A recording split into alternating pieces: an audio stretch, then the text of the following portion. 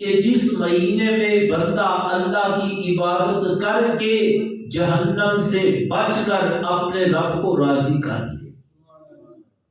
کبھی رب کوئی رات عطا فرماتا ہے کہ اس رات میں میرا بندہ مجھے راضی کر لے، کبھی رب کوئی دن دیتا ہے، کبھی کسی دن کے اندر کوئی لمحات دیتا ہے کہ میرا بندہ ان لمحات میں وہ مجھ سے مانگے، میں اپنے بندے کو عطا فرماؤں تو میرا بندہ جہنم سے بچ کر جنت میں داخل ہو جائے۔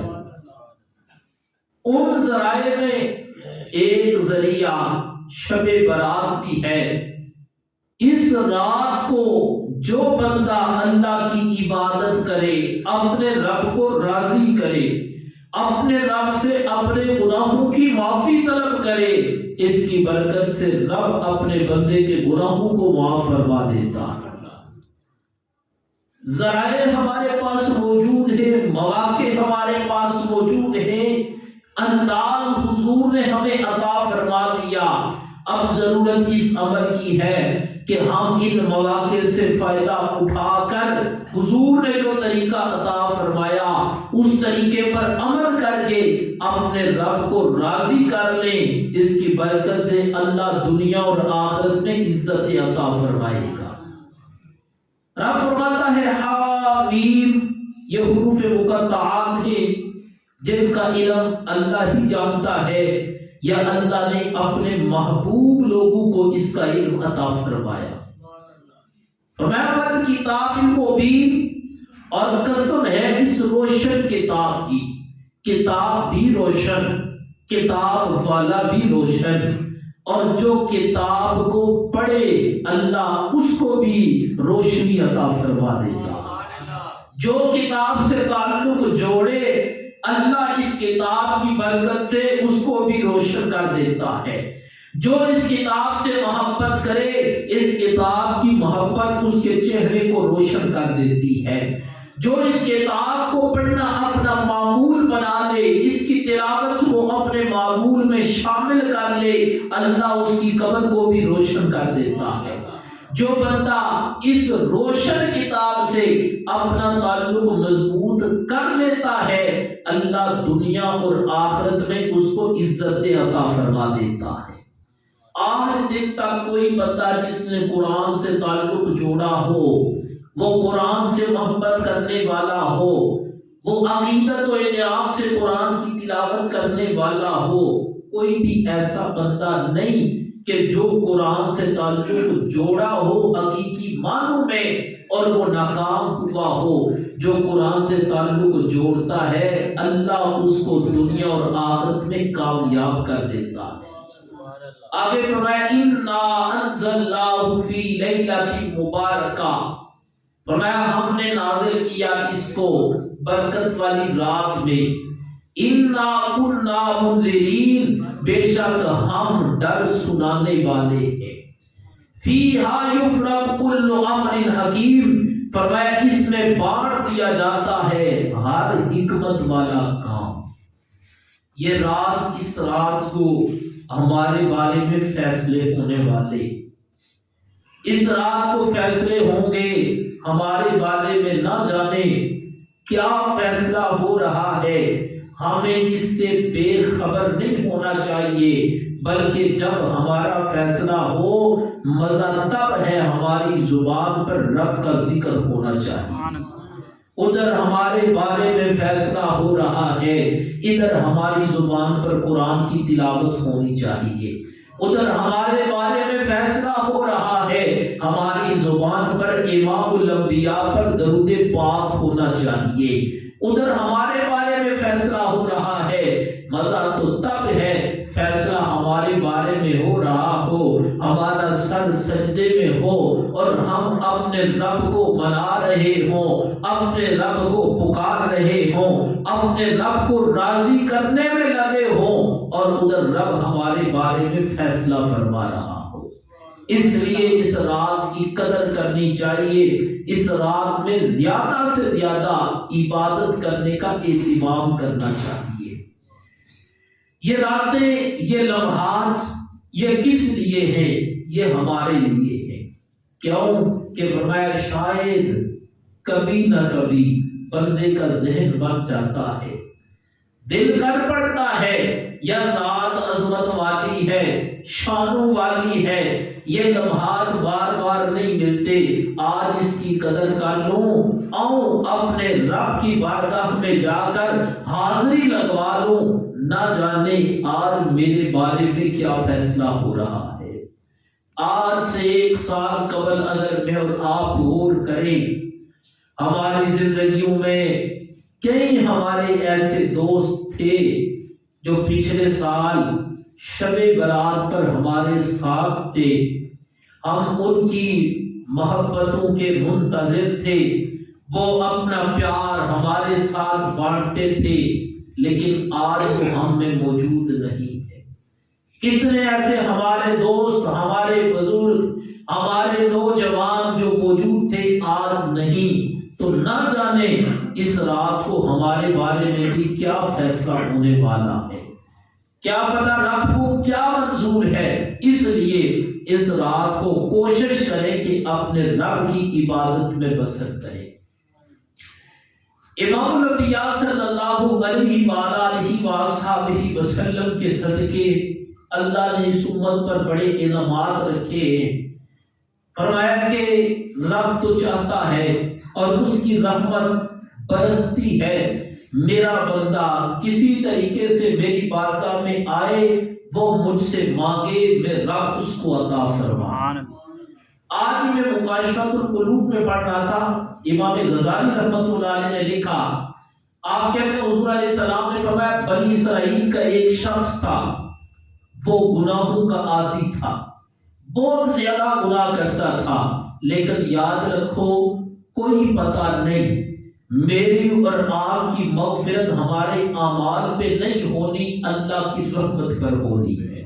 میں اکثر یہ جملہ کہتا ہوں کہ ہماری مغفرت ہمارے اعمال پر نہیں، کوئی بہت بڑا عابد زاہد ہو، نہ جانے ساری زندگی عبادت کر کر کے زندگی کے آخری لمحے کوئی ایسا عمل کر دے جس کی وجہ سے اس کی پکڑ آ جائے۔ بعض اوقات زندگی گناہوں میں بندہ گزارتا ہے، کوئی ایک ایسا عمل کرتا ہے، اس عمل کی برکت سے اللہ بندے کے گناہوں کو معاف کروا دیتا ہے۔ حضور فرماتے ہیں بنی اسرائیل کا شخص تھا، گناہوں کا عادی تھا، بہت زیادہ گناہ کرتا، راستے سے گزر رہا ہے، گزرتے گزرتے ایک عورت کو گناہ پر آمادہ کر دیا، اس کو کچھ رقم دے دی، کہا یہ رقم لے لو اور میں نے تمہارے ساتھ بدکاری کرنی ہے۔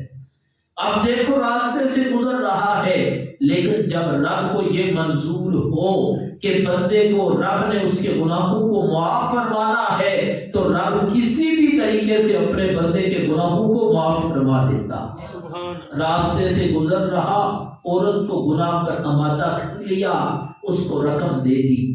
جب وہ دونوں گناہ کے لیے مقام پر جمع ہوئے، وہ عورت کے قریب ہونے لگا تو دیکھا کہ عورت کی آنکھوں سے آنسو گر رہے ہیں، جسم پر کپکپی طاری ہے، کانپ رہی ہے، رو رہی ہے۔ وہ شخص کہنے لگا مجھے یہ بتاؤ کیا میں تمہیں پسند نہیں؟ تم رو رہی ہو اور تمہارے جسم پر کپکپی طاری ہے۔ وہ کہنے لگی جو کام کرنے لگے ہو اس کام سے میرا رب میرے ساتھ ناراض ہو جائے گا۔ کہا حالات نے مجبور کیا، غریب ہوں، بڑی مجبور ہو کر یہ قدم اٹھایا، لیکن پھر بھی رب سے ڈرتی ہوں، ایک ہی تو رب ہے، جب بھی مشکل پڑتی ہے رب سے مانگتی ہوں، میرا رب میری دعا کو قبول فرما لیتا۔ آج اگر یہ کام کر کے رب کو ناراض کر دیا، میری دنیا بھی برباد، میری آخرت بھی برباد، اس لیے ڈر نہیں ہوں، اس کام کی وجہ سے رب ناراض ہو جائے گا۔ جب اس نے عورت نے یہ بات کی، وہ شخص کہنے لگا اگر یہ بات ہے تو جاؤ، میں نے تمہیں معاف کر دیا، جو رقم دی اس کی معافی دے دی، تمہیں معاف کر دیا، آزاد کر دیا۔ لیکن اس سے اگلا قدم کیا اٹھایا؟ وہ کہنے لگا میں بھی آج نیت کر رہا ہوں، یا اللہ آج کے بعد میں بھی گناہ نہیں کروں گا۔ اس کو بھی معاف کیا، خود بھی نیت کی، یا اللہ سچے دل سے نیت کرتا ہوں مالک اگر آج تو نے گناہ سے بچایا تو یا اللہ میں نیت کر رہا ہوں آج کے بعد میں گناہ نہیں کروں گا۔ جب یہ بات ہو گئی اسی رات اس شخص کا انتقال ہو گیا۔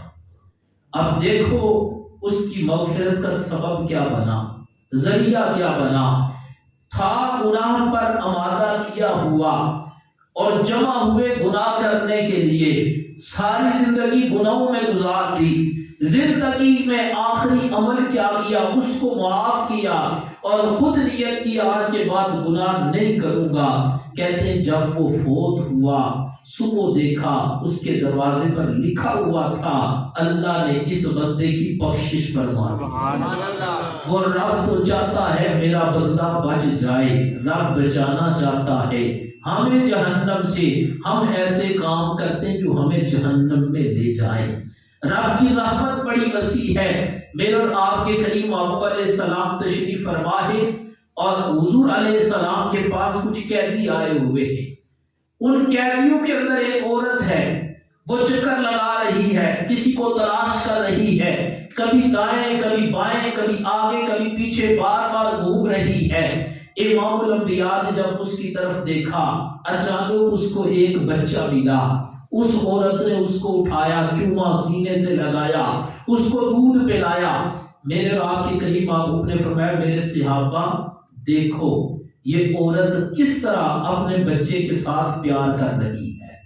کہا تم جانتے ہو اللہ اس سے کئی درجے بڑھ کر اپنے بندے سے پیار فرماتا ہے۔ وہ رب پیار کرتا ہے، رب چاہتا ہے کہ میرا بندہ گناہوں سے بچ جائے، گناہوں کو ترک کر دے، میری عبادت کی طرف آ کر مجھے راضی کر لے اور اس کے بدلے میں مجھ سے جنت کا سوال کر دے۔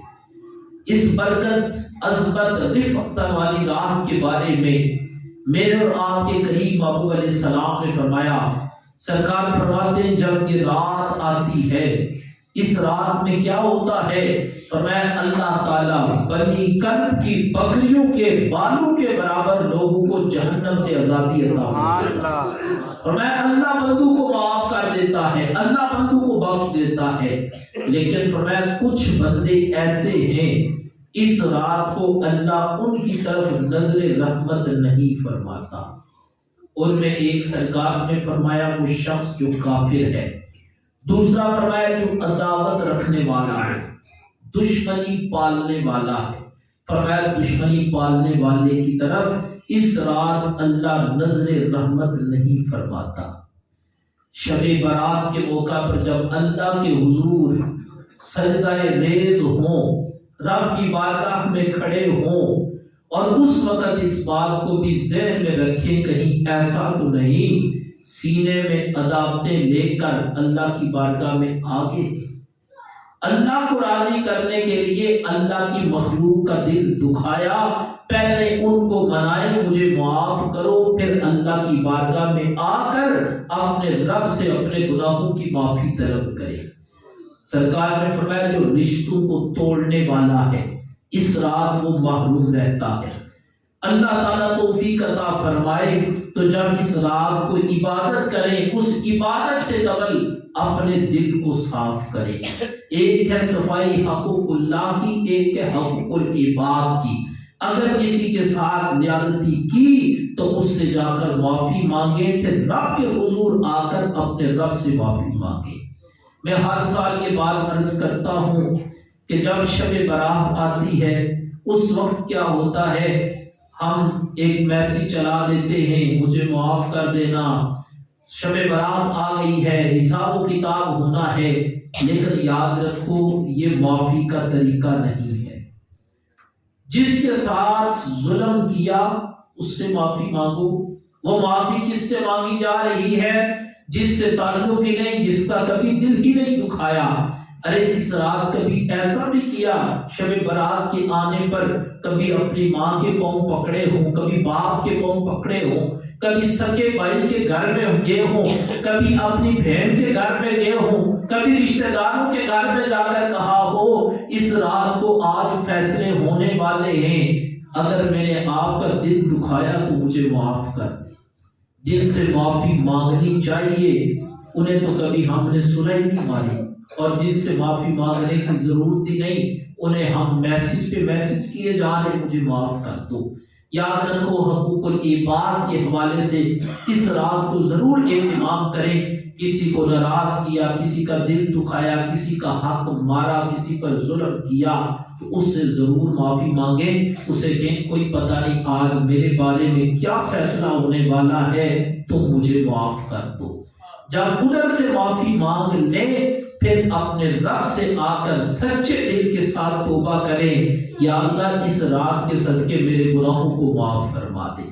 میرے اور آپ کے کریم محبوب فرماتے ہیں جب بندہ سچے دل کے ساتھ اپنے رب سے معافی مانگے، سچی توبہ کرے، فرمایا سچی توبہ کے بعد بندہ اس طرح ہوتا ہے، اس طرح پاک ہو جاتا ہے جس طرح کبھی اس نے کوئی گناہ ہی نہیں کیا۔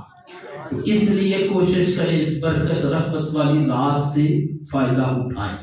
اس رات کو آتش بازی سے بچیں۔ بعض دوست بڑا رات پوری آتش بازی میں گزار دیتے، یاد رکھو آتش بازی کا نہ آپ کو فائدہ، نہ آپ کے والدین کو، اور نہ ہی محلے والوں کو، اس کا کوئی فائدہ نہیں ہوتا۔ اگر بہت زیادہ مال ہے ضائع کرنا ہے تو اس کا ایک یہ طریقہ اپنا لو، ضائع ہونے سے بھی بچ جائے، وہی پیسے لے کر بازار میں چلے جاؤ، وہاں سے راشن لا کر کسی غریب کے گھر میں دے دو کہ صبح تم نے سحری کرنی ہے، شام کو افطاری کرنی ہے، یہ پیسہ آتش بازی پہ نہیں لگاتا، میں ثواب کے کام میں لگاتا، پھر اس کا فائدہ بھی ہوگا، پھر دیکھنا یہ رقم لگانے پر اللہ کتنا اجر عطا فرماتا ہے۔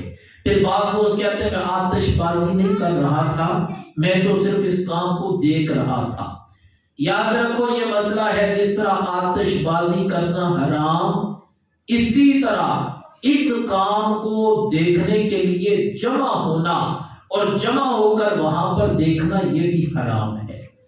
وہ میں نہیں کر رہا تھا، وہ کر رہا تھا، لیکن وہ کر رہا تھا، جب کر رہا تھا تو تم اس کے ساتھ شامل تھے۔